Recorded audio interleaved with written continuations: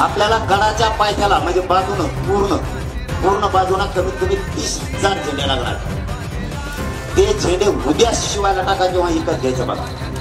ही भिंत घातल्यासारखी तशी चारही बाजूनं भव्य ध्वज दिसले पाहिजे गडावर। तारीख आहे 8 जून आणि गडाच्या सगळ्या बाजूनं जवळपास 30,000 झेंडे कमीत कमी आपल्याला लागणार आहेत। त्यासाठी तयारीला लागा, आजच हे झेंडे शिवायला टाका। अशा पद्धतीचं नियोजन चालू आहे येत्या 8 जूनच्या मराठ्यांच्या विराट अशा पुन्हा एकदा सभेचं। आजपर्यंत मराठा बांधवांच्या प्रचंड मोठ्या सभा महाराष्ट्रभर झाल्या आणि फक्त महाराष्ट्रातच नाही तर नुकतीच कर्नाटकात सुद्धा एक विराट सभा जरांगे पाटलांची पार पडली। पण पुन्हा एकदा 8 जूनच्या पार्श्वभूमीवरती, येणाऱ्या निवडणुकांच्या पार्श्वभूमीवरती मराठ्यांची ही एक विराट बैठक श्री क्षेत्र नारायणगड इथं पार पडणार आहे आणि त्यासाठी तयारी चालू आहे। श्री क्षेत्र नारायणगडाच्या आजूबाजूच्या परिसरात किमान 30,000 झेंडे आपल्याला पाहिजे।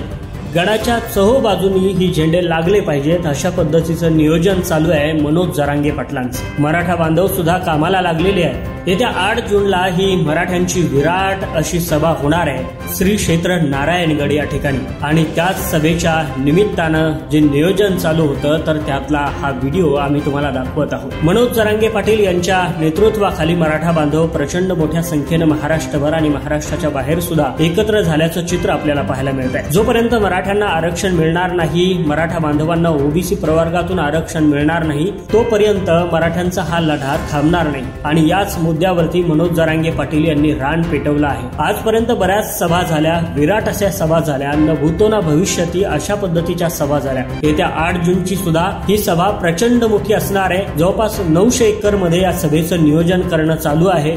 कदाचित हे जागा आणखी वाढू सुद्धा शकते। त्याचबरोबर आजूबाजूची मंगल कार्यालय आहे किंवा बाजूच्या ज्या सोयी सुविधा लागणार आहेत मराठा बांधवांना त्या दृष्टीनं खऱ्या अर्थानं पावलं उचलणं चालू आहे।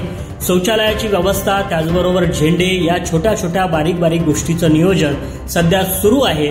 अशा पद्धतीनं ही तयारी चालू आहे येत्या 8 जूनच्या मराठ्यांच्या विराट अशा सभेची। आम्ही लाईव्ह अपडेट तुम्हाला या चॅनलच्या माध्यमातून देत आहोत। तुम्ही आतापर्यंत चॅनल सबस्क्राईब केलं नसेल तर सबस्क्राईब करून ठेवा।